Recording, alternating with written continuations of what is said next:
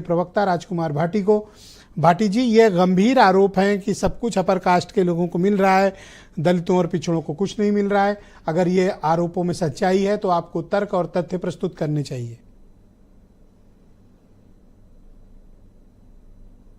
आपने ये मुझे मेरी आवाज लौट के आ रही है, हो सके तो मैं ठीक करा रहा हूं, आप बोलते रहें। टेक्निकल टीम से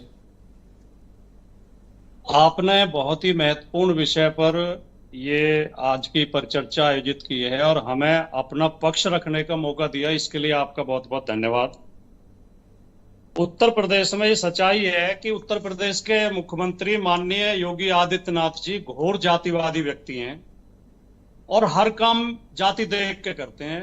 नियुक्ति भी, ट्रांसफर भी, पोस्टिंग भी, टिकट भी, यहां तक कि जहां जहां चुनाव होते हैं वहां जो चुनाव अधिकारियों की नियुक्ति की जाती है वो जाति देख देख कर की जाती है और वोट भी काटे जाते हैं जाति देख के। कुछ जातियों के वोट काट दिए जाते हैं और इसके ढेरों उदाहरण और सबूत हैं। विस्तार से आप पूछेंगे तो मैं आगे बताऊंगा, लेकिन कुछ मोटी मोटी बातें मैं कहना चाहता हूं। उत्तर प्रदेश में 69,000 शिक्षक भर्ती हुई, उसमें सरासर ओबीसी के साथ अन्याय किया गया, षड्यंत्र पूर्वक किया गया, जान पूछ के किया गया।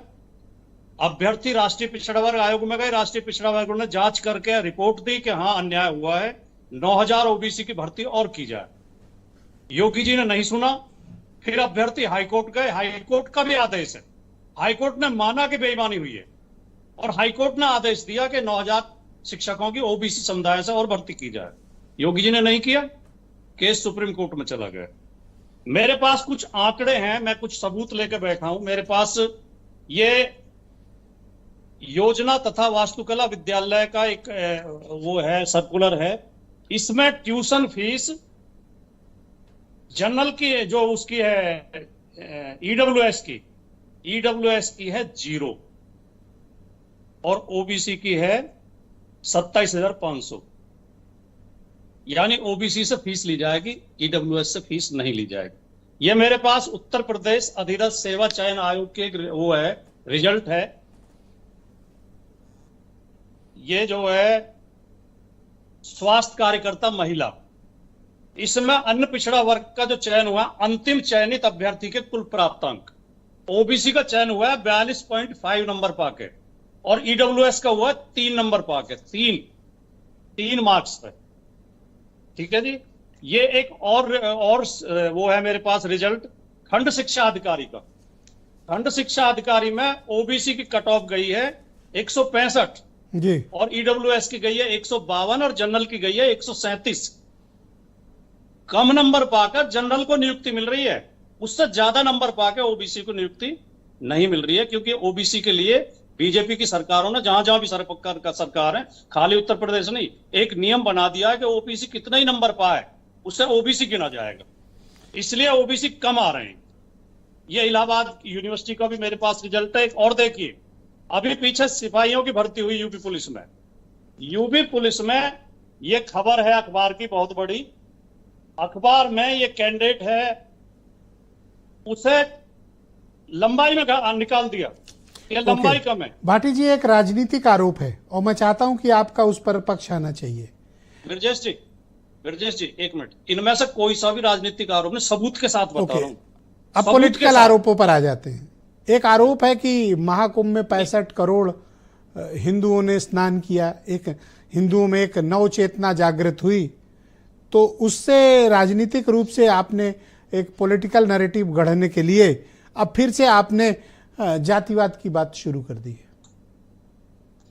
नहीं, आखिरी बात मेरी और सुन लेते तो मैं ये कह रहा हूं कि एक ओबीसी का कैंडिडेट, उसे लंबाई में निकाल दिया गया, वो सुप्रीम कोर्ट गया, सुप्रीम कोर्ट ने आदेश दिया, उसकी दोबारा नापी की गई तो उसकी लंबाई बढ़ गई।